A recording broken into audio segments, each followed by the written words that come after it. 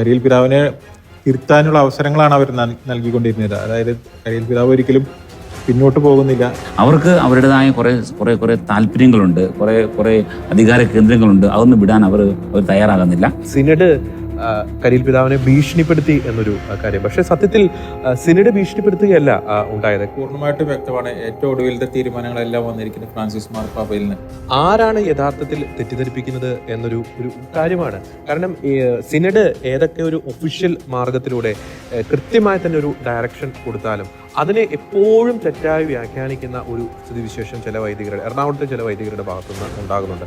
പിന്നീട് അങ്ങോട്ട് ഡിസംബർ 7 തീയതി 2021 ഡിസംബർ 7 തീയതി 2022 ജനുവരി 7 ഒക്കെ ഓറിയന്റൽ കോൺഗ്രേഷൻ കൃത്യമായ ഒരു വാണിംഗ് കൊടുക്കുന്നുണ്ട് കരിയിൽ പിതാവിന്. എന്നാൽ അത്തരം കത്തുകളെ കുറിച്ചുള്ള യാതൊരു വിവരവും അവിടെ അതിരൂപതയിൽ ലഭിക്കും അത് പ്രസിദ്ധീകരിച്ചിട്ടില്ല. അതായത് ഡിസംബർ 7 കത്തിൽ കൃത്യമായ ഓറിയന്റൽ കോൺഗ്രേഷൻ പറയുന്നുണ്ട് ആ ഒരു കാനോനെ ദുരുപയോഗം ചെയ്തു, അതിൽ പ്രകാരമല്ല ഡിസ്പെൻസേഷൻ നൽകിയിരിക്കുന്നത്. ഡിസ്പെൻസേഷൻ നൽകാനുള്ള സാഹചര്യങ്ങൾ വ്യക്തമാക്കിയിട്ടുണ്ട്. ഏതൊക്കെ സാഹചര്യങ്ങളിലാണ് ആ കാനോന യൂസ് ചെയ്യേണ്ടത്, ആ നിയമം യൂസ് ചെയ്യേണ്ടത് എന്നുള്ളത് കൃത്യമായി തന്നെ പറയുന്നുണ്ട്. ജനുവരി 7 തീയതി വീണ്ടും 2022 ജനുവരി 7 തീയതി വീണ്ടും ഇത് സംബന്ധിച്ചൊരു വാർണിംഗ് ലെറ്റർ കരിയിൽ പിതാവിന് കൊടുക്കുന്നുണ്ട്. ആ ഒരു ഡിസ്പെൻസേഷൻ പിൻവലിക്കണം, അത് തെറ്റായിട്ടാണ് ഇംപ്ലിമെന്റ് ചെയ്തത്. എനിക്ക് തോന്നുന്നു ഈ കാര്യങ്ങളെല്ലാം എറണാകുളത്ത് ചർച്ച ചെയ്യപ്പെടുന്നുണ്ട്. അവർ ആ സമയത്തെല്ലാം പറഞ്ഞിരുന്നത് ഓറിയന്റൽ കോൺഗ്രേഷനെ ആരൊക്കെയോ സ്വാധീനിച്ച് ഇത്തരം ലെറ്ററുകൾ ഇറക്കുന്നതാണ്, ഇത് മാർപ്പാപ്പയുടെ തീരുമാനമല്ല, ഓറിയന്റൽ കോൺഗ്രേഷൻ ആർക്കോ വേണ്ടി പ്രവർത്തിക്കുന്നു എന്ന രീതിയിലൊക്കെ അവരതിനെ വ്യാഖ്യാനിച്ചത്. അതിനുശേഷമാണ് പിന്നീട് മാർപ്പാപ്പയുടെ ലെറ്റർ വരുന്നത്. ഓറിയന്റൽ കോൺഗ്രേഷൻ ഇതിനു പുറമെ മേജർ ആർച്ച് ബിഷപ്പിനും കത്തെഴുതുന്നുണ്ട്. മേജർ ആർച്ച് ബിഷപ്പും കത്തെഴുതുന്നത് അത് 2022 ഫെബ്രുവരി 28 കത്തെഴുതുന്നുണ്ട്. കാരണം മേജർ ആർച്ച് ബിഷപ്പിന് കീഴിലാണല്ലോ കരിയിൽ പിതാവ് വരുന്നത്. അപ്പം ഇത്തരത്തിൽ ഒരു അതിരൂപതയ്ക്ക് മുഴുവനായി ഡിസ്പെൻസേഷൻ കൊടുക്കാൻ പാടില്ല, ഏകീകൃത കുർബാന അർപ്പിക്കുന്ന വൈദികരെ തടയാൻ പാടില്ല, അതിരൂപതയിൽ വരുന്ന മറ്റ് ബിഷപ്പുമാർക്ക് ഏകീകൃത കുർബാന അർപ്പിക്കുവാനുള്ള സാഹചര്യം ഒരുക്കണം, ആ ഡിസ്പെൻസേഷൻ പിൻവലിക്കണം എന്ന് പറഞ്ഞുകൊണ്ട് മേജർ ആർച്ച് ബിഷപ്പിന് കത്തെഴുതുന്നുണ്ട്. മേജർ ആർച്ച് ബിഷപ്പിന്റെ അണ്ടറിലാണ് ഈ കരിയിൽ പിതാവ് വരുന്നത്. അപ്പൊ അത്തരത്തിലൊരു കത്ത്, വളരെ പ്രധാനപ്പെട്ട ഒരു കത്ത് ഓറിയന്റൽ കോൺഗ്രേഷൻ എഴുതുന്നുണ്ട്. പിന്നീട് ഇപ്പം അരുൺ പറഞ്ഞൊരു പോയിന്റ് ഉണ്ട്, ഈ ഓറിയന്റൽ കോൺഗ്രേഷനെ തെറ്റിദ്ധരിപ്പിച്ചാണ് ഇത്തരത്തിലുള്ള നിലപാടുകൾ എടുക്കുന്നത്. പക്ഷേ നമുക്കറിയാം ഈ കോവിഡ് സാഹചര്യത്തിലാണ് ഇത്തരത്തിൽ ഈ ഒരു തീരുമാനങ്ങളൊക്കെ വരാനിടയായിട്ടുള്ള ഒരു സാഹചര്യം. കാരണം കോവിഡിന്റെ ഒരു ടൈമിൽ വിശുദ്ധ കുർബാനയുടെ ലൈവ് ടെലികാസ്റ്റുകൾ വിവിധ ഓൺലൈൻ പ്ലാറ്റ്ഫോമുകളിലൂടെ, നമ്മുടെ ഷെക്കീന ന്യൂസിലൂടെ, ഷെക്കീന ടെലിവിഷൻ ചാനലിലൂടെയൊക്കെ ജനലക്ഷങ്ങൾ കണ്ടിരുന്നു. അപ്പോൾ പല രൂപതകളിലും വ്യത്യസ്തമായിട്ടുള്ള ഈ ഒരു കുർബാന അർപ്പണ രീതി പരിശുദ്ധ സിംഹാസനത്തെയും വത്തിക്കാനെയും അസ്വസ്ഥപ്പെടുത്തിയിരുന്നു. അപ്പോൾ നമുക്ക് ആ ഒരു ഡേറ്റ് കൃത്യമായിട്ട് ഓർക്കണം. 2020 മെയ് മാസത്തിൽ തന്നെ അപ്പസ്തോലിക് ന്യൂൻഷ്യോ മേജർ ആർച്ച് ബിഷപ്പിന് ഇത് സംബന്ധിച്ച് ഈ ഒരു കാര്യം ചൂണ്ടിക്കാണിച്ചുകൊണ്ട് കത്തെഴുതുന്നുണ്ട്. വ്യത്യസ്തമായിട്ടുള്ള ഒരു അർപ്പണ രീതികൾ സീറോ മലബാർ സഭയിൽ നിലനിൽക്കുന്നു, അതിലേക്കൊരു ഏകീകൃത രൂപം കൊണ്ടുവരണം എന്നും പറഞ്ഞ അപ്പസ്തോലിക് ന്യൂൻഷ്യോ 2020 മെയ് മാസത്തിൽ കത്തെഴുതുന്നുണ്ട്. മെയ് മാസം ഈ കാര്യങ്ങള് ന്യൂൻഷ്യോ അല്ലെങ്കിൽ വത്തിക്കാനിലേക്കോ ആരെങ്കിലും ഒക്കെ അറിയിച്ചിട്ടുണ്ടായിരിക്കും അല്ലേ? അറിയിച്ചിട്ടുണ്ടാകാനും സാധ്യതയുണ്ട്. കാരണം ഓൺലൈൻ പ്ലാറ്റ്ഫോമുകളിലൂടെ വ്യത്യസ്തമായിട്ടുള്ള കുർബാന അർപ്പണ രീതി കാണുന്നു. അത് കൃത്യമായ അത്തരത്തിലുള്ള പരാതികൾ ഇപ്പോൾ വൈദികരുടെ ഭാഗത്തുനിന്നോ അല്ലെങ്കിൽ വിശ്വാസ സമൂഹത്തിന്റെ ഭാഗത്തുനിന്നോ ന്യൂൻഷ്യേച്ചറിലേക്കും അല്ലെങ്കിൽ വത്തിക്കാനിലേക്കും എത്തിക്കുന്നുണ്ട്. പിന്നീട് ഈ 2020 നവംബർ മാസത്തിലും മേജർ ആർച്ച് ബിഷപ്പിന് ഇത് സംബന്ധിച്ച് ഓറിയന്റൽ കോൺഗ്രേഷനിൽ നിന്നും കത്തെഴുതുന്നുണ്ട്. ഈ ഏകീകൃത കുർബാന, അതായത് ഈ ഒരു കാലയളവിൽ ഈ കുർബാന തക്സ നവീകരണവുമായി ബന്ധപ്പെട്ട ഓറിയന്റൽ കോൺഗ്രേഷൻ നടപടികൾ സ്വീകരിച്ചുകൊണ്ടിരിക്കുകയാണ്. അപ്പോൾ ആ കുർബാന തക്സ നവീകരിക്കുന്ന ആ കൂട്ടത്തിൽ തന്നെ, അതിന് അംഗീകാരം നൽകുന്ന കൂട്ടത്തിൽ തന്നെ ഈ ഒരു ഏകീകൃത കുർബാന അർപ്പണ രീതി കൂടി സീറോ മലബാർ സഭയിൽ നടപ്പിലാക്കണമെന്ന് ആവശ്യപ്പെട്ട് 2020 നവംബർ മാസത്തിൽ തന്നെ ഈ ഓറിയന്റൽ കോൺഗ്രേഷൻ കൃത്യമായി തന്നെ കത്തെഴുതുന്നുണ്ട്. അപ്പോൾ മറ്റൊരു സ്വാധീനത്തിൽപ്പെട്ട് ഇത്തരത്തിലൊരു തീരുമാനം എടുക്കുന്ന എന്നൊരു വാദഗതി നമുക്ക് ഈ ഒരു ഘട്ടത്തിൽ നമുക്കൊന്ന് സ്ട്രൈക്ക് ഓഫ് ചെയ്യാൻ സാധിക്കുമെന്ന് എനിക്ക് തോന്നുന്നു. യെസ്, നമ്മൾ കരിയിൽ പിതാവിന്റെ ഒരു ഡിസ്പെൻസേഷൻ ലെറ്ററുമായി ബന്ധപ്പെട്ട ഒരു കാര്യമാണ് നമ്മൾ ചർച്ച ചെയ്തത്. ഇപ്പോൾ 2022 ഫെബ്രുവരി മാസം 28 മേജർ ആർച്ച് ബിഷപ്പിനും ഇത്തരത്തിലൊരു കത്ത് വരുന്നുണ്ട്. കരിയിൽ പിതാവിന് ഈ ഒരു ഡിസ്പെൻസേഷൻ പിൻവലിക്കണം എന്ന് ആവശ്യപ്പെട്ടുകൊണ്ട് ഒരു കത്ത് വരുന്നുണ്ട്. തുടർന്ന് ഈ ഫെബ്രുവരി 28 ഈ ഒരു ലെറ്ററിന് ശേഷം 2022 മാർച്ച് 21 കരിയിൽ പിതാവ് ഓറിയന്റൽ കോൺഗ്രേഷൻ ലെറ്റർ ചെയ്തുകൊണ്ട് ഈ ഫെബ്രുവരി 28 ആ ഒരു സർക്കുലർ പിൻവലിക്കണം എന്ന് ആവശ്യപ്പെട്ടുകൊണ്ട് പിന്നീട് 2022 മാർച്ച് മാസം 25 ഫ്രാൻസിസ് മാർപ്പാപ്പ എറണാകുളം അങ്കമാലി അതിരൂപതയിലെ വിശ്വാസി സമൂഹത്തിനും വൈദികർക്കും മുഴുവനുമായി ഒരു കത്തെഴുതുന്നുണ്ട്. ഈ ഏകീകൃത കുർബാന അർപ്പണ രീതി നടപ്പിലാക്കണം, ഒരു ചുവട് പിന്നോട്ട് വെച്ച് നിങ്ങളുടെ വ്യക്തിപരമായ താല്പര്യങ്ങളൊക്കെ മാറ്റിവെച്ച് ഈ ഒരു തീരുമാനം വേദനാജനകമാണെന്ന് എനിക്കറിയാം, പക്ഷേ ഞാൻ ആവശ്യപ്പെടുകയാണ് നിങ്ങളോട് ഈ ഒരു കുർബാന അർപ്പണ രീതിയിലേക്ക് നിങ്ങൾ കടന്നു വരണം എന്ന് പറഞ്ഞുകൊണ്ട്. പിന്നീട് 2022 ഏപ്രിൽ മാസം 1 ഓറിയന്റൽ കോൺഗ്രേഷൻ മാർച്ച് മാസം 21 കരിയിൽ പിതാവ് അയച്ച കത്തിന് മറുപടി നൽകുന്നുണ്ട്. മാർപ്പാപ്പയുടെ സ്റ്റാൻഡ് വ്യക്തമാണ്, വത്തിക്കാന്റെ സ്റ്റാൻഡ് വ്യക്തമാണ്. അതുകൊണ്ട് കരിയിൽ പിതാവിന്റെ ആ ഒരു ലെറ്റർ അംഗീകരിക്കാൻ സാധിക്കില്ല എന്ന് പറഞ്ഞ് എഴുതുന്നുണ്ട്. അപ്പോൾ കൃത്യമായി തന്നെ ഈ കമ്മ്യൂണിക്കേഷൻ ഓറിയന്റൽ കോൺഗ്രിഗേഷന്റെ ഭാഗത്തുനിന്ന് ഒറ്റ കമ്മ്യൂണിക്കേഷൻ അല്ല. ഡിസംബർ 7-ാം തീയതി, ജനുവരി 7-ാം തീയതി, ഫെബ്രുവരി 28-ാം തീയതി, ഏപ്രിൽ 1-ാം തീയതി, മാർച്ച് മാസം 25-ാം തീയതി ഫ്രാൻസിസ് പാപ്പയുടെ കത്ത്. അപ്പൊ ഏകദേശം ഒരു അഞ്ചോളം കത്തിടപാടുകളും കമ്മ്യൂണിക്കേഷനും ഈ കാര്യത്തിൽ കരിയിൽ പിതാവിന് ലഭിക്കുന്നുണ്ട്. കൃത്യമായിട്ടുള്ള ഒരു വാണിംഗ് ലഭിക്കുന്നുണ്ട് അല്ലെ? അതെ, കൃത്യമായിട്ടും ഈ കത്തിടപാടുകൾ എന്ന് പറഞ്ഞു കഴിഞ്ഞാൽ കരിയിൽ പിതാവിനെ തിരുത്താനുള്ള അവസരങ്ങളാണ് അവർ നൽകിക്കൊണ്ടിരുന്നത്. അതായത് കരിയിൽ പിതാവ് ഒരിക്കലും പിന്നോട്ട് പോകുന്നില്ല. കത്തുകൾ പലത് വരുന്നു, പക്ഷേ കത്തിൽ വളരെ കൃത്യമായ നിർദ്ദേശങ്ങളുണ്ട്. പക്ഷെ ആ നിർദ്ദേശങ്ങളൊന്നും തന്നെ അനുസരിക്കുന്നില്ല, നടപ്പാക്കാനായിട്ട് സമ്മതിക്കുന്നില്ല. 2022 ഏപ്രിൽ മാസം 6-ാം തീയതി ഈ കരിയിൽ പിതാവ് ഒരു സർക്കുലർ എഴുതുന്നുണ്ട്. അതായത് ഡിസംബർ മാസം 25-ാം തീയതി വരെ ഈ ഒരു ഡിസ്പെൻസേഷൻ അനുവദിച്ചുകൊണ്ടുള്ള ഒരു സർക്കുലർ എഴുതുന്നുണ്ട്. അതും അതിരൂപത മുഴുവനുമായിട്ട്, ഒരു സ്പെസിഫിക് ഏരിയ അല്ല, അതിരൂപത മുഴുവനുമായിട്ട് ഈ ഒരു സർക്കുലർ എഴുതുന്നുണ്ട്. പിന്നീട് ഏപ്രിൽ മാസം 7-ാം തീയതി പിറ്റേ ദിവസം ആലഞ്ചേരി പിതാവും കരിയിൽ പിതാവും കൂടി ഒന്നു ചേർന്ന് ഒരു സർക്കുലർ എഴുതുന്നുണ്ട്. ഏപ്രിൽ മാസത്തെ 6-ാം തീയതിയിലത്തെ സർക്കുലർ നിലനിൽക്കുന്നതല്ല. ഓശാന ഞായറാഴ്ച കരിയിൽ പിതാവും ആലഞ്ചേരി പിതാവും ഏകീകൃത കുർബാന എറണാകുളം സെന്റ് മേരീസ് ബസിലി ഒരുമിച്ച് അർപ്പിക്കും എന്നൊരു കാര്യം. പക്ഷേ ആ ഒരു കാര്യത്തിൽ നിന്നും കരിയിൽ പിതാവ് പിന്നോട്ട് പോകുന്ന ഒരു ദാരുണമായ സ്ഥിതിവിശേഷമാണ് നമുക്ക്. ശ്രീ ജോർജി, നമ്മൾ കാണുന്ന തലേദിവസം ഒരു ലെറ്റർ ഇപ്രകാരം പുറത്തിറക്കുന്നു, അതിൽ ഡിസ്പെൻസേഷൻ നീട്ടുന്നു. എന്നാൽ പിറ്റേ ദിവസം മേജർ ആർച്ച് ബിഷപ്പിനോട് ചേർന്ന് പറയുന്നു പെട്ടെന്ന് തന്നെ ഉടനടി തന്നെ ഞങ്ങൾ ഈ കുർബാന ഇവിടെ ആരംഭിക്കുന്നു. അപ്പോൾ എന്താണ് ഇതിന്റെ ഒരു സാങ്കത്യം? എന്താണ് ശരിക്കും അവർക്കിടയിൽ ഉണ്ടായ ഒരു കമ്മ്യൂണിക്കേഷൻ ഗ്യാപ്പ്? ഈ ഒരു ചോദ്യം ജോജി പറഞ്ഞപ്പോൾ എൻ്റെ മനസ്സിലേക്ക് വന്നൊരു കാര്യമുണ്ട്. നമ്മൾ ഈ അടുത്ത ദിവസം ഈ കഴിഞ്ഞ നാളുകളിൽ എറണാകുളം അങ്കമാലി അതിരൂപത apostolic administrator archbishop Andrews Thazhath പിതാവിന്റെ ഒരു ഇന്റർവ്യൂ നമ്മൾ ടെലികാസ്റ്റ് ചെയ്തിരുന്നു, ലോകം മുഴുവൻ കണ്ടതാണ്. അപ്പോൾ പിതാവിനോട് ഇന്റർവ്യൂവിൽ നമ്മൾ ഈ ഒരു ചോദ്യം ചോദിച്ചപ്പോൾ പിതാവ് പറഞ്ഞ ചില കാര്യങ്ങളുണ്ട്. പ്രത്യേകിച്ച് സിനഡിൽ ഇത് സംബന്ധിച്ച ഡിസ്കഷൻസ് നടക്കുമ്പോൾ കരിയിൽ പിതാവ് ഒരു സ്റ്റാൻഡ് എടുക്കുന്നു. പക്ഷേ പിന്നീട് ഈ അതിരൂപത കാര്യാലയത്തിൽ അല്ലെങ്കിൽ അരമനയിലെത്തുമ്പോൾ പിതാവ് മറ്റൊരു തരത്തിലുള്ള ഒരു ഡിസിഷൻ എടുക്കുന്നു.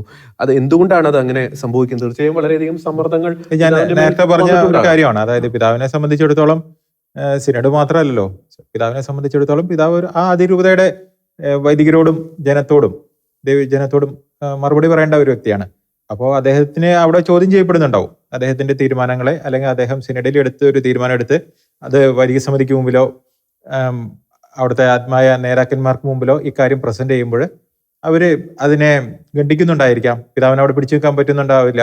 അതായിരിക്കും ശരിക്കും നമ്മളിപ്പോൾ ഈ സാഹചര്യത്തിൽ ചർച്ച ചെയ്യേണ്ടത് ഈ എറണാകുളം മംഗല രൂപതയിലെ വൈദികര് അവരൊരു മേജർ ഫാക്ടറാണ് ഇതിനകത്ത്. അല്ലെങ്കിൽ അവർക്ക് അവിടെ സ്വന്തമായിട്ടുള്ള കുറേ തീരുമാനങ്ങളുണ്ടോ?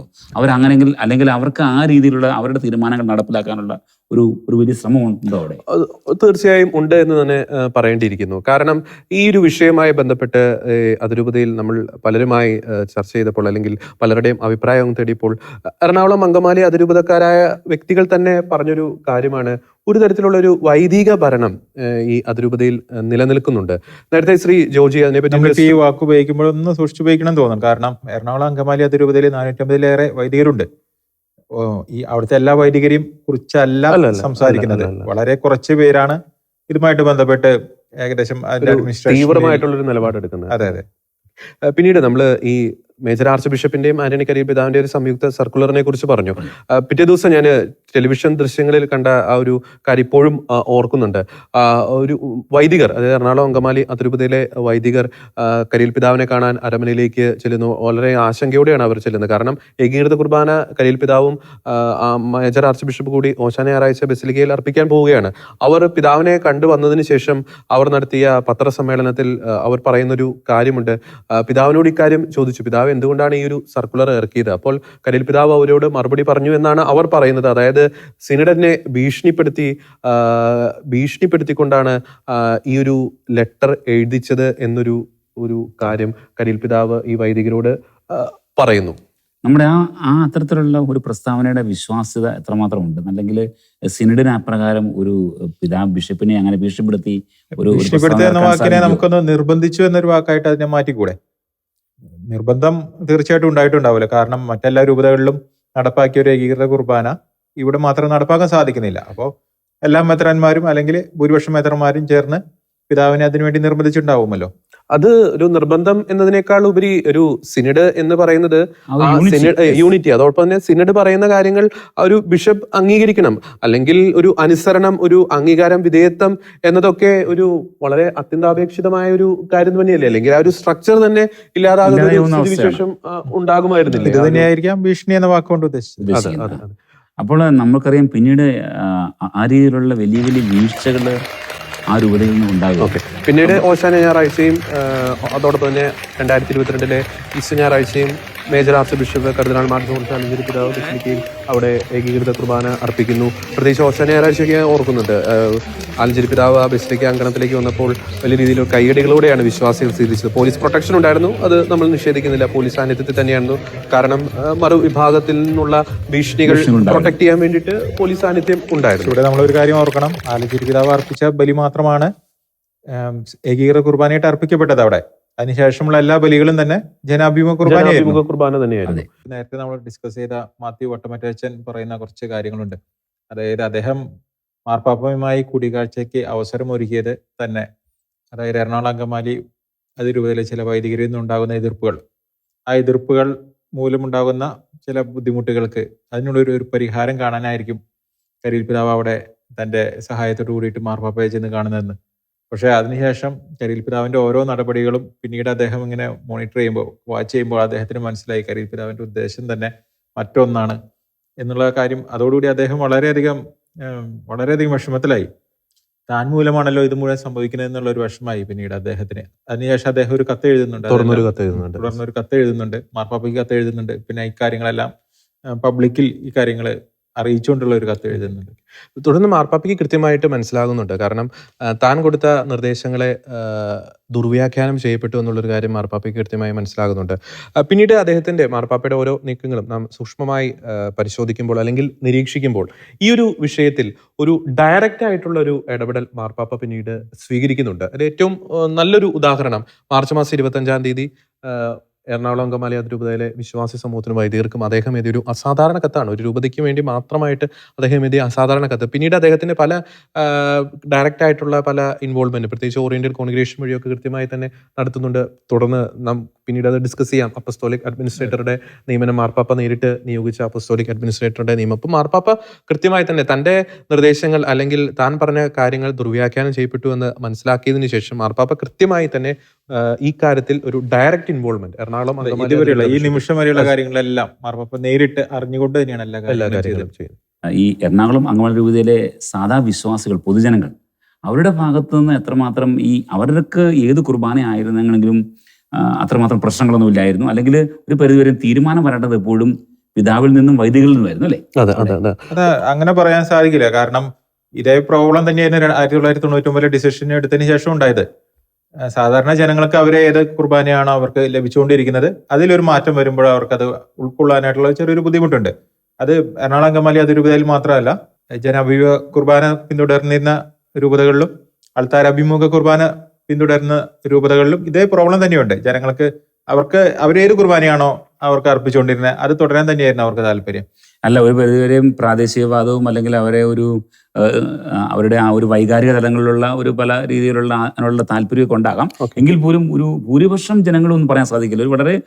ഒരു ചെറിയ ന്യൂനപക്ഷം ജനങ്ങൾ, വിശ്വാസികൾ, അവർ ഇപ്രകാരം അവരെ പിന്തുണയ്ക്കുകയും അങ്ങനെ പഴയ രീതിയിലുള്ള കുർബാനയ്ക്ക് അവർ വേണ്ടി നിലകൊണ്ടെന്ന് പറയാൻ സാധിക്കും. ഒരു പോയിന്റ് എനിക്ക് പറയാനുള്ളത്, നമ്മളിപ്പം വ്യക്തിപരമായിട്ട് പലർക്കും ജനാഭിമുഖ കുർബാനയോടായിരിക്കാൻ താല്പര്യം. എറണാകുളം അങ്കമാലി അതിരൂപതയിലും തൃശ്ശൂർ അതിരൂപത ആയിക്കോട്ടെ. പക്ഷേ 99 സഭയ്ക്ക് പറ്റിയൊരു വീഴ്ച നമ്മൾ ചർച്ച ചെയ്തു. സഭ 20 വർഷങ്ങൾക്ക് ഇപ്പുറം ഒരു നിലപാടെടുത്തു. എനിക്ക് തോന്നുന്നു ചിലപ്പോൾ പിതാക്കന്മാർ ചിന്തിച്ചിട്ടുണ്ടാകാം അന്നുണ്ടായ ഒരു തെറ്റിനി ആവർത്തിക്കാൻ പാടില്ല.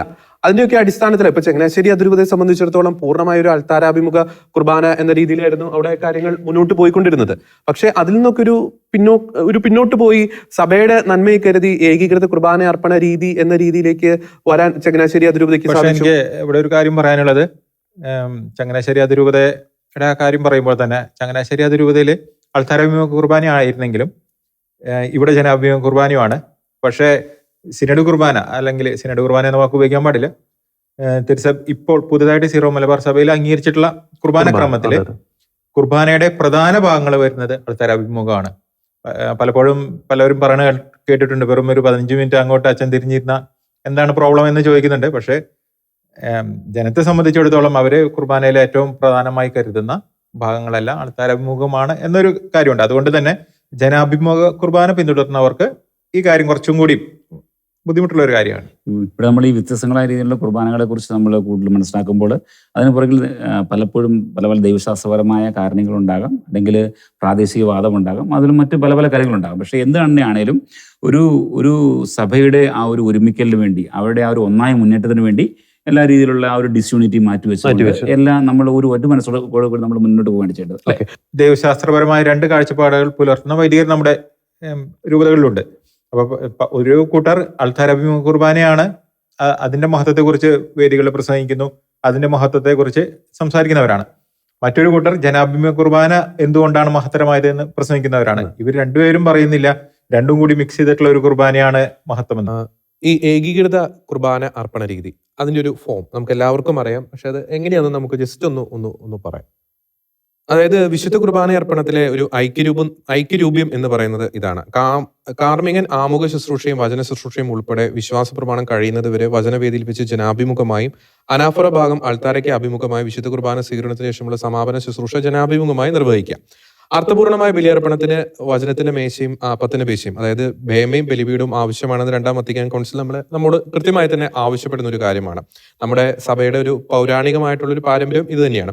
ഇനി ഇതിന്റെ ഒരു അരുൺ ചോദിച്ചതുപോലെ ഈ ദൈവശാസ്ത്രപരമായിട്ടുള്ള ഒരു വശം അത് ഇപ്രകാരമാണ്. നമ്മുടെ വിശുദ്ധ കുർബാനയിൽ ആമുഖ ശുശ്രൂഷയും വചന ശുശ്രൂഷയും യഥാക്രമം ഈശോയുടെ ജനനത്തെയും പരസ്യ ജീവിതത്തെയുമാണ് അനുസ്മരിപ്പിക്കുന്നത്. അതുകൊണ്ടാണ് വിശുദ്ധ കുർബാനയുടെ ആദ്യ ഭാഗം വചനവേദിയിൽ ജനാഭിമുഖമായിട്ട് അർപ്പിക്കുന്നത്. തുടർന്ന് വിശ്വാസ പ്രമാണത്തിന് ശേഷം വിശുദ്ധ മദ്ബഹയിൽ പ്രവേശിക്കുന്ന പുരോഹിതൻ സഭയുടെ നാമത്തിൽ മിശിഹായുടെ പ്രതിനിധിയായി പരമപിതാവിന് ബലിയർപ്പിക്കുകയാണ്. നമുക്കറിയാം ഈശോ ആർക്കാണ് ബലിയർപ്പിച്ചത്? പിതാവായ ദൈവത്തിന്. എന്തിനു വേണ്ടിയാണ് ബലിയർപ്പിച്ചത്? മനുഷ്യ രക്ഷയ്ക്ക് വേണ്ടിയാണ്. അപ്പോൾ അതിനാലാണ് കൂദാശ ഭാഗം മദ്ബഹയ്ക്ക് അഭിമുഖമായി അർപ്പിക്കണമെന്ന് നിർദ്ദേശിക്കപ്പെടുന്നത്. പാശ്ചാത്യ പൗരസ്ത്യ സഭകളിൽ നേരത്തെ നാം ഡിസ്കസ് ചെയ്തതുപോലെ 1965 വരെ അൾത്താരയ്ക്ക് അഭിമുഖമായിട്ടാണ് വിശുദ്ധ കുർബാന അർപ്പിച്ചിരുന്നത്.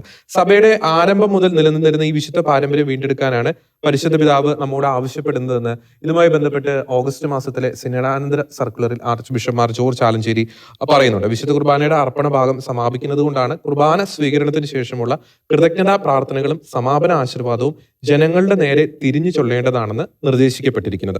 നമുക്കറിയാം വിശുദ്ധ കുർബാനയെ കുറിച്ച് കൂടുതൽ ഡീറ്റെയിൽ ആയിട്ട് പറയുകയാണെങ്കിൽ വിശുദ്ധ കുർബാന എന്നത് മിശിഹായുടെ ശരീരമായ സഭ ശിരസായ അവിടുത്തോട് ചേർന്ന് പിതാവായ ദൈവത്തിന് അർപ്പിക്കുന്ന ബലിയാണ്. അതിനാൽ സഭാഗാത്രമായ ദൈവജനവും ശിരസായ മിശിഹായുടെ നാമത്തിൽ വിശുദ്ധ രഹസ്യങ്ങൾ പരിക്രമം ചെയ്യുന്ന വൈദികനും പിതാവായ ദൈവത്തിന്റെ സിംഹാസനമായ വിശുദ്ധ അൾത്താരയ്ക്ക് അഭിമുഖമായി ബലിയർപ്പണ വേദിയിൽ വ്യാപരിക്കുന്നത് സമുചിതമാണെന്ന് ആദിമകാലം മുതലേ സഭ കരുതിയിരുന്നു.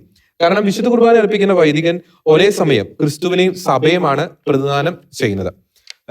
ഇതാണ് ശരിക്കും ആക്ച്വലി ഈ ഒരു ഏകീകൃത കുർബാന അർപ്പണ രീതിയുടെ ഒരു ദൈവശാസ്ത്രം എന്ന് തന്നെ നമുക്ക് വിശേഷിപ്പിക്കാം. അല്ല, എനിക്ക് തോന്നുന്നു ഇവിടെ സീറോ മലബാർ സഭയെ സംബന്ധിച്ചിടത്തോളം പ്രധാന പ്രശ്നം ഇതായിരുന്നു.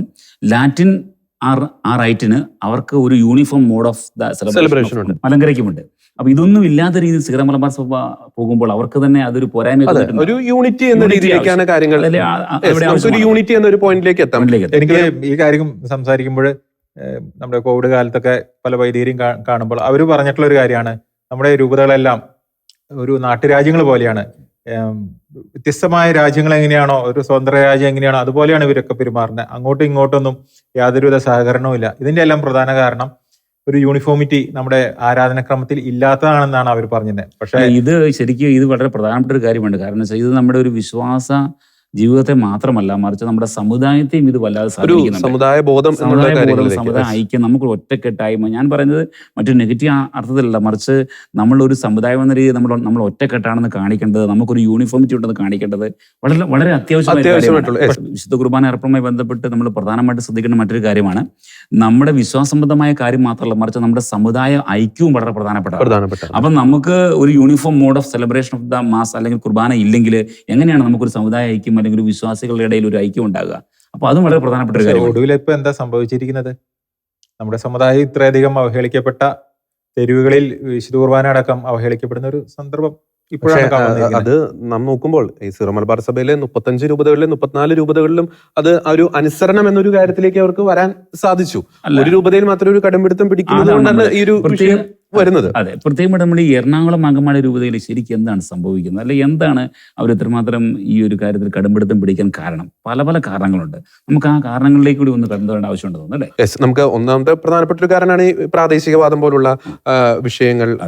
പ്രാദേശികവാദമാണ് പ്രധാനമായും എനിക്ക് തോന്നുന്നത് ഒരു പ്രധാനപ്പെട്ട ഒരു കടുംപിടുത്തത്തിലേക്ക് അവരെ നയിക്കുന്ന ഒരു ഘടകം. ഒപ്പം തന്നെ ഈ കുർബാന വിഷയം നമ്മളവിടെ വലിയ രീതിയിൽ തർക്കം എന്ന് പറയുമ്പോൾ പോലും ഈ ഭൂമിവാദം പോലുള്ള ഒരു വിഷയങ്ങൾ ഉണ്ടായില്ലായിരുന്നെങ്കിൽ ഈ കുർബാന വിഷയം ഇത്രത്തോളം സങ്കീർണമാകുമോ എന്നുള്ളൊരു സംശയം എനിക്കുണ്ട്. അത് കറക്റ്റാണ്. നമുക്ക് ആ ഒരു വിഷയം നമുക്ക് അടുത്ത അടുത്തൊരു ചർച്ചയിൽ നമുക്ക് ചർച്ചയിലേക്ക് തീർച്ചയായിട്ടും കിടക്കാം. വേണം. അല്ല, നമ്മൾ ഈ ഭൂമിവാദ വിഷയം നമ്മൾ അങ്ങോട്ട് മാറ്റിവെച്ചാൽ തന്നെയും ശരിക്കും എറണാകുളം അങ്കമാലി രൂപതയിൽ പല പല പ്രശ്നങ്ങളിലേക്കും കടന്നു പോകേണ്ട ഉണ്ടാകുന്ന ഒരു കാരണം അവിടുത്തെ രൂപത ബിഷപ്പും വൈദികരും തമ്മിലുള്ള ഒരു ചർച്ചയില്ലായ്മ എന്ന് തന്നെ നമ്മൾ പറയേണ്ടത്. പലപ്പോഴും അല്ലെങ്കിൽ അവിടുത്തെ വൈദികരുടെ ഭാഗത്തുനിന്ന് ഇപ്രകാരമാണ് നമുക്ക് കിട്ടുന്ന പല പല വിവരങ്ങളും. അവർക്ക് അവരുടേതായ കുറെ താല്പര്യങ്ങളുണ്ട്, കുറെ അധികാര കേന്ദ്രങ്ങളുണ്ട്. അതൊന്നും വിടാൻ അവർ തയ്യാറാകുന്നില്ല. അപ്പോൾ ആ രീതിയിലുള്ള ഒരു വലിയ പ്രശ്നം, ഒരു അവസ്ഥ അവിടെ ഉണ്ട്. പിന്നെ കുറെ തെറ്റിദ്ധാരണകളുണ്ട്. ഈ പ്രാദേശികവാദം പോലെ തന്നെ പ്രധാനപ്പെട്ട ഒരു തെറ്റിദ്ധാരണകൾ ഈ ഏകീകൃത കുർബാന അർപ്പണ രീതിയിലേക്ക് സിനഡ് അത്തരത്തിലൊരു തീരുമാനം കൊണ്ടുവന്നപ്പോൾ വലിയ രീതിയിലുള്ള പ്രചരണമായിരുന്നു. ജവമാല മാറ്റും, കുരിശിന്റെ വഴി ഉണ്ടാവില്ല, പള്ളിയിൽ നിന്ന് രൂപങ്ങൾ എടുത്തു മാറ്റാൻ പോകുന്നു. പിതാക്കന്മാർക്ക് പലതവണ ആവർത്തിച്ച് അതിനെപ്പറ്റി കൃത്യമായ ഒരു ക്ലാരിറ്റി തന്നിട്ടുണ്ട്. ഈ ഏകീകൃത കുർബാന നടപ്പാക്കിയ ഏത് സ്ഥലങ്ങളിലാണ് ജവമാല മാറ്റിയിട്ടുള്ളത്, അല്ലെങ്കിൽ കരണക്കൊന്ന മാറ്റിയിട്ടുള്ളത്, കുരിശിന്റെ വഴി മാറ്റിയിട്ടുള്ളത്. ഈ അടുത്ത ദിവസങ്ങളിൽ തന്നെ ചങ്ങനാശ്ശേരി അതിരൂപത ആർച്ച് ബിഷപ്പ്മാർ ജോസഫ് പെരുന്തോട്ടത്തിന്റെ ഒരു പ്രസംഗം വളരെയധികം ശ്രദ്ധേയമായിരുന്നു.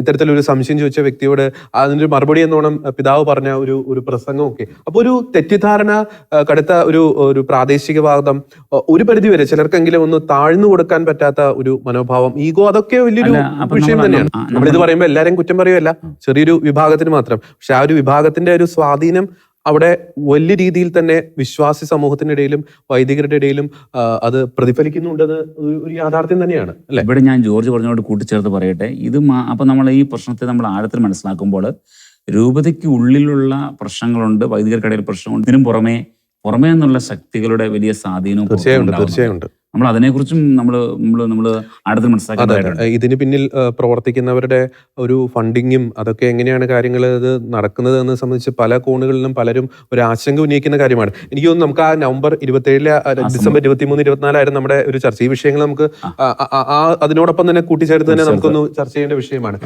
പിന്നീട് ഈ ഒരു വിഷയത്തിൽ നടന്ന പ്രധാനപ്പെട്ട മറ്റൊരു പോയിന്റാണ് കരിയിൽ പിതാവിന്റെ ഒരു രാജി. ഈ ഒരു ഘട്ടത്തിൽ അരുൺ, നമുക്ക് കരിയിൽ പിതാവിന്റെ ഒരു രാജിയിലേക്ക് നയിച്ച ഒരു പ്രധാനപ്പെട്ട ഘടകങ്ങളൊന്ന് നമുക്കൊന്ന് ചർച്ച ചെയ്യാം. ഈ ഒരു പോയിന്റിൽ കരിയിൽ പിതാവിന് തുടർച്ചയായിട്ട് ലഭിച്ചുകൊണ്ടിരുന്ന ചില വാർണിംഗ് ലെറ്ററുകൾ, ഏകദേശം 5ഓളം ലെറ്ററുകൾ ഇതുമായി ബന്ധപ്പെട്ട് കിട്ടുന്നുണ്ട് കരിയിൽ പിതാവിന്. ഇതുമായി ബന്ധപ്പെട്ട് ഈ കരിയിൽ പിതാവ് നേരിട്ട് ലഭിക്കുന്ന ലെറ്ററുകളുണ്ട്. ഒപ്പം തന്നെ മേജർ ആർച്ച് ബിഷപ്പ് കർദിനാൾ മാർ ജോർജ് ആലഞ്ചേരി പിതാവ് വഴി ലഭിക്കുന്ന ലെറ്ററുകളുണ്ട്. അതിനൊന്നും കൃത്യമായിട്ടുള്ളൊരു മറുപടി കരിയിൽ പിതാവ് നൽകുന്നില്ല, അതിനെ അനുസരിക്കുന്നില്ല. അതായത് അനന്തമായി നൽകിയ ഒരു ഡിസ്പെൻസേഷൻ പിൻവലിക്കാൻ തയ്യാറാകുന്നില്ല. കുറച്ചുകൂടി കറക്റ്റ് ആയിട്ട്, അതായത് വത്തിക്കാനിലുള്ള ഡയറക്ഷൻ അല്ലെങ്കിൽ പൗരസ്ത്യ തിരുസംഘത്തിൽ നിന്നുള്ള ഡയറക്ഷൻസ് വരുന്നത് ഇത് ഡിസ്പെൻസേഷൻ കൊടുത്തത് പിൻവലിക്കണമെന്നുള്ളതാണ് അവരുടെ ഏറ്റവും പ്രധാനപ്പെട്ട ഒരു ആവശ്യമായിരുന്നത്. പക്ഷെ ആ കാര്യത്തിൽ ഒരു തീരുമാനം എടുക്കാതെ കരിയിൽ പിതാവ് നീണ്ടു പോവുകയാണ്. അതെ. ഒരു തരത്തിൽ പറയുകയാണെങ്കിൽ വത്തിക്കാന്റെ നിർദ്ദേശങ്ങൾ നടപ്പിലാക്കുന്നില്ല. അതിന് വിരുദ്ധമായിട്ടുള്ള സർക്കുലറുകൾ പുറപ്പെടുവിക്കുന്നു, വിരുദ്ധമായിട്ടുള്ള കാര്യങ്ങൾ സർക്കുലറിലൂടെ അത് അവതരിപ്പിക്കുന്നു. ഇപ്പോൾ 2022 ഏപ്രിൽ 7 ഇത്തരത്തിൽ മേജർ ആർച്ച് ബിഷപ്പും കരിയിൽ പിതാവും ചേർന്ന് എഴുതിയ സർക്കുലറിന് വിരുദ്ധമായി പിറ്റേ ദിവസം കരിയിൽ പിതാവ് പെരുമാറുന്നു. തുടർന്ന് ഈ കരിയിൽ പിതാവിന്റെ നേതൃത്വത്തിലുള്ള ഒരു ഡെലഗേഷനെ, അതിൻ്റെ അകത്ത് എറണാകുളം അങ്കമാലി അതിരൂപതയിലെ പുതിയെടുത്തച്ഛൻ, ബിജു പെരുമായനച്ഛൻ, പിന്നെ വയനാട്ടിലച്ഛൻ, ഒപ്പം കരിയിൽ പിതാവ്, ഇവരുമായി ബന്ധപ്പെട്ട ഒരു ഡെലഗേഷൻ, ഇവരുടെ ഒരു ഡെലഗേഷനെ ഓറിയന്റൽ കോൺഗ്രിഗേഷൻ വത്തിക്കാനിലേക്ക് വിളിപ്പിക്കുന്നുണ്ട് ഈ ഒരു സാഹചര്യങ്ങൾ ചർച്ച ചെയ്യാനൊക്കെ. പക്ഷേ ആ ഒരു ഡെലഗേഷനിൽ നമുക്ക് മനസ്സിലാക്കാൻ സാധിച്ചത് പിതാവ് അവിടെയും സംസാരിക്കുന്നില്ല. പ്രധാനമായിട്ടും ആ ഒരു ഡെലിഗേഷനിൽ ഈ ഓറിയന്റൽ കോൺഗ്രിഗേഷനും ഒക്കെയായി ബന്ധപ്പെട്ട ചർച്ചകളിലൊക്കെ സംസാരിക്കുന്നത് ഈ ബിജു പെരുമാനച്ചനാണ്. പക്ഷേ ഈ ഓറിയന്റൽ കോൺഗ്രിഗേഷനും വത്തിക്കാൻ സ്റ്റേറ്റ് സെക്രട്ടറിക്കും ഒരു കാര്യം കൃത്യമായിട്ട് തന്നെ മനസ്സിലാകുന്നു. ഒന്ന്, പിതാവ് കൃത്യമായി കാര്യങ്ങൾ പറയുന്നില്ല, അവതരിപ്പിക്കുന്നില്ല. രണ്ടാമത്തെ കാര്യം, ഈ അച്ഛന്മാരാണ് കാര്യങ്ങൾ സംസാരിക്കുന്നത്. ഇത്തരത്തിലുള്ള പ്രധാനപ്പെട്ട മീറ്റിംഗിലാണെങ്കിൽ പോലും അച്ഛന്മാരാണ് കാര്യങ്ങൾ സംസാരിക്കുന്നത്, പ്രത്യേകിച്ച് ബിജു പെരുമാനച്ചൻ. പക്ഷേ ഈ അച്ഛൻ അവതരിപ്പിക്കുന്ന കാര്യങ്ങൾ സത്യവിരുദ്ധമായിട്ടുള്ള കാര്യങ്ങളാണ്. ഇത് സംബന്ധിച്ച് കൃത്യമായിട്ടുള്ള ഒരു നിരീക്ഷണം ഈ ഓറിയന്റൽ കോൺഗ്രിഗേഷന്റെ ഭാഗത്തു നിന്ന്, പ്രത്യേകിച്ച് അന്നത്തെ അധ്യക്ഷൻ കർദിനാൾ സാന്ദ്രി പിതാവിന്റെ ഭാഗത്തു നിന്നും, ഒപ്പം തന്നെ സ്റ്റേറ്റ് സെക്രട്ടറിയുടെ ഭാഗത്തു നിന്നും അവർക്ക് കാര്യങ്ങൾ മനസ്സിലാകുന്നു. അതായത് കരിയിൽ പിതാവിന് ഈ എറണാകുളം അങ്കമാലി അതിരൂപതയെ മുന്നോട്ട് നയിക്കുവാൻ, മാനസികമായി ഒരു മുന്നോട്ട് നയിക്കുവാൻ അദ്ദേഹം ഏബിൾ ആണോ എന്നൊരു തരത്തിലുള്ളൊരു സംശയം അവരുടെ ഭാഗത്ത് നിന്ന് ഉണ്ടാകുന്നു. അപ്പം വളരെ ഷോർട്ടായിട്ട് പറയുകയാണെങ്കിൽ, ഇത്തരത്തിലുള്ള പ്രധാനപ്പെട്ട ഒരു ഡെലിഗേഷനിൽ പിതാവ് സംസാരിക്കുന്നില്ല, അച്ഛന്മാർ അവതരിപ്പിക്കുന്ന കാര്യങ്ങൾ സത്യവിരുദ്ധമായിട്ടുള്ള കാര്യങ്ങൾ അത്തരം മീറ്റിങ്ങുകളിൽ പ്രത്യേകിച്ച് അച്ഛൻ്റെ ഭാഗത്തുനിന്ന്, ബിജു പെരുമാനച്ചൻ്റെ ഭാഗത്തുനിന്ന് ഉണ്ടാകുന്നു. മൂന്നാമത്തെ കാര്യം വളരെ പ്രധാനപ്പെട്ടതാണ്. ഈ സഭാവിരുദ്ധമായ, ഔദ്യോഗിക സഭയുടെ നിലപാടിന് വിരുദ്ധമായ നിലപാട്, അതിൽ നിന്നും പിന്നോക്കം പോകുവാൻ 5ഓളം ഒരു ലെറ്ററുകൾ വത്തിക്കാന്റെ ഭാഗത്തുനിന്ന് കരിയിൽ പിതാവിന് കൊടുക്കുന്നുണ്ട്. അതിൽ ചിലത് കരിയിൽ പിതാവ് നേരത്തെ പറഞ്ഞ നേരിട്ടും, ഒപ്പം തന്നെ മേജർ ആർച്ച് ബിഷപ്പ് വഴി അതിന് കൃത്യമായ മറുപടികൾ നൽകുന്നില്ല. ഒപ്പം തന്നെ ഇതുമായി ബന്ധപ്പെട്ട, ഈ കരിയിൽ പിതാവുമായി ബന്ധപ്പെട്ട സാഹചര്യങ്ങൾ വത്തിക്കാൻ ഓറിയന്റൽ കോൺഗ്രിഗേഷനും മറ്റും സിനഡ് പിതാക്കന്മാരുമായി ഒക്കെ ചർച്ച ചെയ്യുന്നുണ്ട്.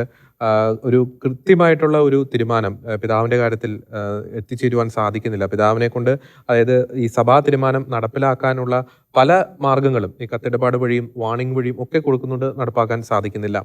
ഏറ്റവും ഒടുവിലാണ് ഈ അപ്പസ്തോലിക് ന്യൂൻഷ്യോ ഈ കരിയിൽ പിതാവിനെ ഡൽഹിക്ക് വിളിപ്പിക്കുന്നുണ്ട്. ഒരു കാര്യങ്ങളുടെ സീരിയസ്നെസ്, അതിൻ്റെ ഒരു പ്രാധാന്യം കൂടുതൽ നേരിട്ടൊന്ന് മനസ്സിലാക്കാൻ വേണ്ടി. പക്ഷേ അന്നേരവും പിതാവിൻ്റെ ഭാഗത്തുനിന്ന് ഒരു പോസിറ്റീവായിട്ടുള്ളൊരു റെസ്പോൺസ് അല്ല. പിതാവ് കാര്യമായിട്ട് അതിന് ഉത്തരം നൽകാതെ തിരിച്ചു പോകുന്നു. ഏറ്റവും ഒടുവിലാണ് പലതരത്തിലുള്ള കാനോനികമായിട്ടുള്ള മാർഗങ്ങൾ, ചർച്ചകളൊക്കെ ഈ മാസങ്ങളോളമായി വത്തിക്കാൻ സ്വീകരിക്കുന്നുണ്ട്.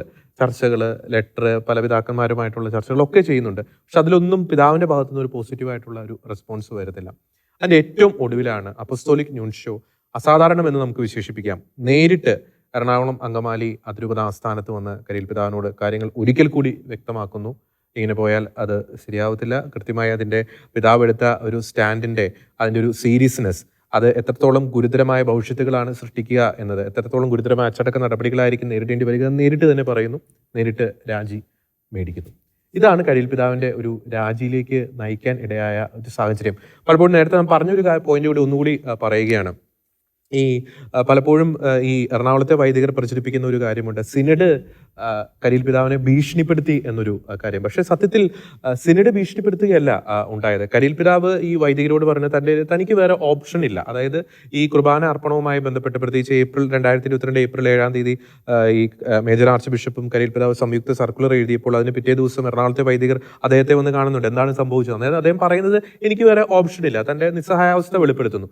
അതിനെയാണ് സിനഡ് ഭീഷണിപ്പെടുത്തി എന്ന തരത്തിലേക്ക് കാര്യങ്ങൾ ദുർവ്യാഖ്യാനം ചെയ്യുന്നത്. അപ്പോൾ കാര്യങ്ങൾ വ്യക്തമാണ് എന്തുകൊണ്ടാണ് കരിയിൽ പിതാവ് രാജി വെക്കാൻ ഇടയായ ഒരു സാഹചര്യം, അല്ലെ? എനിക്ക് തോന്നുന്നു ജെറല്ലി, അതായത് ആർച്ച് ബിഷപ്പ് ജെറല്ലി അപ്പസ്തോലിക് ന്യൂൻഷ്യോ കരിയിൽ പിതാവിനെ നേരിട്ട് കണ്ട് രാജി വാങ്ങുമ്പോൾ വേറെ രാജിവെക്കാതെ മറ്റൊരു നിവൃത്തിയില്ലായിരുന്നു എന്ന് തോന്നുന്നു കരിയിൽ പിതാവിനെ സംബന്ധിച്ചിടത്തോളം. കാരണം അതല്ലെങ്കിൽ സഭയുടെ ശിക്ഷാ നടപടികളിലേക്ക് കരിയിൽ പിതാവ് നേരിടേണ്ടി വന്നത് വളരെ ഒരു എന്താ പറയുക, നമ്മളൊരു ഭാഷ പറയുകയാണെങ്കിൽ വളരെ ഒരു നാണക്കേട് തന്നെ കരിയിൽ പിതാവിന് ഉണ്ടായേനെ. അത് കരിയിൽ പിതാവ് തന്നെ വരുത്തി വെച്ചതാണെന്ന് നമുക്ക് കൃത്യമായി തന്നെ പറയേണ്ടിയിരിക്കും. പിതാവിനെ സംബന്ധിച്ചിടത്തോളം വലിയൊരു രക്തസാക്ഷി പരിവേഷമാണ്. അതെ, അതിനുശേഷം എറണാകുളം അങ്കമാലി അതിരൂപതയിലുണ്ടായത് ഒരു വൈകാരികമായിട്ടുള്ള ഒരു രക്തസാക്ഷി പരിവേഷം. പക്ഷേ സഭേനെ അനുസരിക്കുന്നതിന് പകരം, വത്തിക്കാനെ അനുസരിക്കുന്നതിന് പകരം വൈദികരുടെ ഒരു സമ്മർദ്ദ ഫലമായിട്ടൊരു കൃത്യമായിട്ടുള്ളൊരു നിലപാടെടുക്കാൻ പറ്റാത്ത ഒരു സ്ഥിതിവിശേഷമാണ് കരിയിൽ പിതാവ്. എറണാകുളം അങ്കമാലി അതിരൂപതയിലെ വൈദികർ കരിയിൽ പിതാവിനെ കുരുത്തി കൊടുത്തൊരു സിറ്റുവേഷൻ ആണ് ശരിക്കും. അതിനെ മറ്റൊരു രീതിയിലാണ് വ്യാഖ്യാനിക്കുന്നത്, ജനങ്ങളെ ഒരുപാട് തെറ്റിദ്ധരിപ്പിക്കുകയാണ് ചെയ്യുന്നത്. അതെ അതെ അതെ അത് ജനങ്ങളെ തെറ്റിദ്ധരിപ്പിക്കുന്നത് സിനഡ് ഭീഷണിപ്പെടുത്തി അല്ലെങ്കിൽ തെറ്റായ മാർഗങ്ങളിലൂടെ വത്തിക്കാനെ തെറ്റിദ്ധരിപ്പിച്ച് കരിയിൽ പിതാവിനെ കൊണ്ട് രാജിവെപ്പിച്ചു എന്നുള്ള കാര്യമാണ്. പക്ഷെ അതിനെ കൃത്യമായിട്ട് തന്നെ ആ വാദത്തിന്റെ ഒരു പൊള്ളത്തിനെ നമുക്ക് പറയാൻ ഇവിടെ നമ്മൾ ചർച്ച ചെയ്ത് പൂർണ്ണമായിട്ടും വ്യക്തമാണ്. ഏറ്റവും ഒടുവിലത്തെ തീരുമാനങ്ങളെല്ലാം വന്നിരിക്കുന്നത് ഫ്രാൻസിസ് മാർപ്പാപ്പയിൽ നിന്ന് നേരിട്ട് തന്നെയാണ്. നേരിട്ട് തന്നെ. അതെ, മാർപ്പാപ്പ അറിഞ്ഞുകൊണ്ട് ചെയ്തിട്ടുള്ള കാര്യങ്ങളാണ്, മാർപ്പാപ്പയുടെ പൂർണ്ണ ബോധ്യത്തിൽ ചെയ്തിട്ടുള്ള ചെയ്തിട്ടുള്ള കാര്യങ്ങളാണ്. കാര്യം. പക്ഷെ ജനങ്ങളെ തെറ്റിദ്ധരിപ്പിക്കുന്ന കാര്യത്തിൽ ഇപ്പോഴും ചില വൈദികരെ വിജയിച്ചുകൊണ്ടിരിക്കുകയാണെന്ന് തോന്നുന്നു. അത് അരുൺ പറഞ്ഞ പോയിന്റ് വളരെ കറക്റ്റാണ്. പലപ്പോഴും ഇവർ പ്രചരിപ്പിക്കുന്നത് മാർപ്പാപ്പയെ സിനഡ് തെറ്റിദ്ധരിപ്പിച്ചു, മേജർ ആർച്ച് ബിഷപ്പ് തെറ്റിദ്ധരിപ്പിച്ചു. പക്ഷെ ഇവിടെ നാം ചിന്തിക്കുമ്പോൾ ആരാണ് യഥാർത്ഥത്തിൽ തെറ്റിദ്ധരിപ്പിക്കുന്നത് എന്നൊരു കാര്യമാണ്. കാരണം സിനഡ് ഏതൊക്കെ ഒരു ഒഫീഷ്യൽ മാർഗത്തിലൂടെ കൃത്യമായി തന്നെ ഒരു ഡയറക്ഷൻ കൊടുത്താലും അതിനെ എപ്പോഴും തെറ്റായി വ്യാഖ്യാനിക്കുന്ന ഒരു സ്ഥിതിവിശേഷം ചില വൈദികരുടെ, എറണാകുളത്തെ ചില വൈദികരുടെ ഭാഗത്തുനിന്ന് ഉണ്ടാകുന്നുണ്ട്. ആ കാര്യത്തെ ദുർവ്യാഖ്യാനം ചെയ്യുന്നു. അതായത് നമ്മൾ പറയാറുണ്ടല്ലോ ഈ ആടിനെ പട്ടിയാക്കുക എന്നൊരു കാര്യം. അത് അക്ഷരാർത്ഥത്തിൽ എറണാകുളത്തെ ചില വൈദികരെ സംബന്ധിച്ചിടത്തോളം ശരിയാണ്. ഈ ഏകീകൃത കുർബാന അർപ്പണവുമായി ബന്ധപ്പെട്ട തീരുമാനങ്ങൾ ഒരു വൈദികനെ സംബന്ധിച്ചിടത്തോളം വൈദികന് കൃത്യമായിട്ടുള്ള സഭയിലെ ഒരു കാനോനിക നിയമങ്ങളെക്കുറിച്ച്, നടപടിക്രമങ്ങളെക്കുറിച്ച് കൃത്യമായി ബോധ്യമുള്ളവരാണ്. ഇപ്പം അൽമായരെക്കാളും കൃത്യമായി ബോധ്യമുള്ളവരാണ് വൈദികൻ. അവർക്കറിയാം കൃത്യമായി വത്തിക്കാന്റെ ഭാഗത്തുനിന്ന് 5ഓളം കൃത്യമായിട്ടുള്ള ഡയറക്ഷൻസ് കരിയിൽ പിതാവിന് ഉണ്ടായിട്ടുണ്ട്. മാർപ്പാപ്പയുടെ ലെറ്റർ വന്നിട്ടുണ്ട്. പക്ഷെ മാർപ്പാപ്പയുടെ ലെറ്ററിനെ പോലും അത് സിനഡ് തെറ്റിദ്ധരിപ്പിച്ചാണ്, അല്ലെങ്കിൽ മേജർ ആർച്ച് ബിഷപ്പ് തെറ്റിദ്ധരിപ്പിച്ചുണ്ടാക്കിയ ലെറ്ററാന്നൊക്കെയാണ് പറയുന്നത്. അതായത് ആടിനെ പട്ടിയാക്കുന്ന ഒരു സ്ഥിതിവിശേഷം. അത് പല അൽമായ വിശ്വാസികളും വിശ്വസിച്ച് സഭാ സംവിധാനത്തിനെതിരെ, ഔദ്യോഗിക നേതൃത്വത്തിനെതിരെ നിലപാട് സ്വീകരിക്കുവാൻ ചില വിശ്വാസികൾ ഇവരുടെ ഒക്കെ ഒരു കരുവായി മാറുന്നു. ഒപ്പം ഏറ്റവും ഒടുവിൽ അതിന്റെ ഒരു രക്തസാക്ഷി എന്ന് നമുക്ക് വിശേഷിപ്പിക്കാം കരയിൽ പിതാവ്. എനിക്ക് തോന്നുന്നു ഇങ്ങനെയുള്ള തെറ്റിദ്ധരിപ്പിക്കലുകൾ മുഴുവൻ പിന്നീട് ഏറ്റവും ഒടുവിൽ അത് ചെന്നെത്തുക സഭയുടെ ശീഷ്മയിലേക്കും അല്ലെങ്കിൽ വിഭജനത്തിലേക്കും. വളരെ കറക്റ്റ്. കാരണം ജനം ആദ്യം തങ്ങളുടെ മേലധികാരികളെ, പ്രത്യേകിച്ച് എറണാകുളം അങ്കമാലി അതിരൂപതയിലെ വിശ്വാസ സമൂഹം, അവരെ നിഷ്കളങ്കരായ ഒരുപാട് വ്യക്തികളുള്ളതാണ്, ഒരുപാട് പേരുടെ ഒരു സമൂഹമാണത്. പക്ഷെ ആ സമൂഹത്തെ അൾത്താരയിൽ നിന്നുകൊണ്ട് അവർക്ക് അറിയിക്കേണ്ട കാര്യങ്ങൾ അവരെ തെറ്റിദ്ധരിപ്പിച്ചുകൊണ്ടേ ഇരിക്കുകയാണ്. പല കാര്യങ്ങളും അവരെ അറിയിക്കുന്നില്ല, ചില കാര്യങ്ങളെ അവരെ തെറ്റായി വ്യാഖ്യാനിച്ചുകൊണ്ടിരിക്കുന്നു. അങ്ങനെ ആ ജനത്തിന്റെ ഉള്ളിലേക്ക്, മസ്തിഷ്കത്തിലേക്ക് ഇങ്ങനെ തെറ്റായ വിവരങ്ങൾ ഇങ്ങനെ കൊടുത്തുകൊണ്ടിരിക്കുന്നു. അപ്പോൾ ഓട്ടോമാറ്റിക്കായിട്ട് അവര് സീറോ മലബാർ സഭയിലെ മിക്കവാറും എല്ലാ ബിഷപ്പ്മാർക്ക് എതിരാകുന്നു, മേജർ ആർച്ച് ബിഷപ്പിനെതിരാകുന്നു, അപ്പസ്തോലിക് അഡ്മിനിസ്ട്രേറ്റർക്ക് എതിരാകുന്നു. അതിനപ്പുറത്തേക്ക് പിന്നീട് വത്തിക്കാനെതിരാകുന്നു, വത്തിക്കാനിൽ തന്നെ ഒടുവിൽ മാർപ്പാപ്പയ്ക്ക് എതിരാകുന്നു. ഇങ്ങനെ സഭയുടെ എല്ലാ സംവിധാനങ്ങൾക്കും എതിരായിട്ട് ഒരു വിഭാഗത്തെ ചിന്തിപ്പിക്കാൻ പ്രേരിപ്പിച്ച് പിന്നെ ഉറപ്പാണ് അവർ പിന്നീട് ഒരു സമയത്ത് അവർ മാർപ്പാപ്പയും ആരും അനുസരിക്കില്ല എന്ന് മാത്രമല്ല അവർക്കെതിരെ തിരികെയും ചെയ്യും. അത്തരമൊരു അവസ്ഥയിലേക്കാണ് ഈ ജനത്തെ അങ്കമാലി അതിരൂപതയിലെ ചില വൈദികർ, എല്ലാവരും അല്ല, ചില വൈദികർ അത് കൊണ്ട് ചെന്നെത്തിക്കുന്നത്. അത് ഭയങ്കരമായ ഒരു അപകടത്തിലേക്കാണ് ആ സഭയെ, പ്രത്യേകിച്ച് സീറോ മലബാർ സഭയെ കൊണ്ട് ചെന്നിട്ടുള്ളത്. അതിന് ചില ദുസൂചനകളാണ് ഈ നാളുകളിൽ ഈ എറണാകുളത്ത് നടന്ന ചില സംഭവങ്ങൾ, പ്രത്യേകിച്ച് ഈ പൗരസ്ത്യ തിരുസംഘ അധ്യക്ഷന്റെയും ഒക്കെ സഭയുടെ ഉന്നത ശ്രേണിയിൽ നിൽക്കുന്നവരുടെ കോലം കത്തിക്കുന്ന ഒരു സ്ഥിതിവിശേഷത്തിലേക്ക് എത്തുന്നു. ഒപ്പം തന്നെ അരുൺ പറഞ്ഞപ്പോഴാണ് ചില കാര്യങ്ങൾ മനസ്സിലേക്ക് വന്നത്. ഏതൊക്കെ തരത്തിൽ സഭാ സംവിധാനങ്ങൾ ഒരു ഔദ്യോഗിക നിലപാട് എടുക്കുന്നു, അതിന് വിരുദ്ധമായി, അത് എന്ത് നിലപാടായിക്കോട്ടെ, അതിന് നേർ വിപരീതമായിട്ടുള്ള കാര്യങ്ങൾ അവർ നിലപാട് സ്വീകരിക്കുന്നു. അത്തരത്തിലുള്ള പഠനങ്ങൾ തങ്ങളുടെ കീഴിലുള്ള വിശ്വാസ സമൂഹത്തിന് അവർ എത്തിക്കുന്നു. ഒപ്പം തന്നെ തങ്ങളുടെ ആജ്ഞാനുവർത്തികളായിട്ട് ഒരു ചെറിയ ഗ്രൂപ്പുകൾ ഓരോ ഇടവകയിലും അവർ ഫോം ചെയ്യുന്നു. അതാണ് പല ഇടവകളിലും നാം കാണുന്നത്. അതിനെപ്പറ്റി നമുക്ക് ചർച്ച ചെയ്യാം. പ്രത്യേകിച്ച് ചില ഇടവകളിൽ ഏകീകൃത കുർബാന അർപ്പിക്കാൻ വരുന്ന വൈദികരെ ആ ഇടവകയിലെ ചെറിയൊരു വിഭാഗം, അവരുടെ ശബ്ദമാണ് ചിലപ്പോൾ ഉയർന്നു കേൾക്കുന്നത്. അവർ പല കായികമായ മാർഗങ്ങളിലൂടെ ക്രിസ്തീയമല്ലാത്ത രീതിയിൽ പ്രതിഷേധം അവലംബിക്കുന്നു, പുറമേ നിന്നുള്ള ചില ഗ്രൂപ്പുകൾ. അപ്പോൾ ഓരോ ഇടവകയിലും ഇത്തരത്തിൽ തങ്ങളുടെ ആജ്ഞാനുവർത്തികളായി തങ്ങൾ തെറ്റിദ്ധരിപ്പിച്ച് തങ്ങൾ കൊടുത്ത ചില തെറ്റായ ചിന്തകൾ ഇഞ്ചക്ട് ചെയ്യപ്പെട്ട ചില ഗ്രൂപ്പുകൾ എറണാകുളം അങ്കമാലി അതിരൂപതയിലെ ഓരോ ഇടവകയിലും ചിലർ വളർത്തിക്കൊണ്ടിരിക്കുന്നുണ്ട്. അത് തന്നെ ഒരു ദുസൂചന തന്നെയാണ്. ഒരു ശിശ്മയിലേക്കൊക്കെയാണോ ഇത് പോകുന്നത് എന്നതിന്റെ ഒരു ദുസൂചന തന്നെയാണ്. പക്ഷെ ആ ഒരു ലെറ്ററിലെ കണ്ടന്റ് കാണുമ്പോൾ പലർക്കും ഒരു സംശയം വരുന്നത്, ഇത് കരിയിൽ പിതാവ് തന്നെയാണോ എഴുതിയത്? ഓരോ സംഭവവും എല്ലാവരെയും ഞെട്ടിക്കുന്ന കാര്യങ്ങൾ തന്നെയാണ്. Apostolic administrator archbishop Andrews താഴത്തിന്റെ ഒരു നിയമനം, അവിടെ ആ അൽമായ സമൂഹങ്ങൾ ഉപയോഗിക്കുന്ന ഭാഷകൾ എത്രമാത്രം മോശമായൊരു ഭാഷയാണ് ഉപയോഗിക്കുന്നത്. അത് കൂടുതൽ പ്രകോപനം സൃഷ്ടിക്കേണ്ട എന്നൊരു കാരണം കൊണ്ട് കൂടിയായിരിക്കില്ല. കാരണം അവിടുത്തെ ജനങ്ങളും അല്ലെങ്കിൽ വൈദികരാരും ഈ കുർബാനയെ അംഗീകരിക്കുന്നില്ല.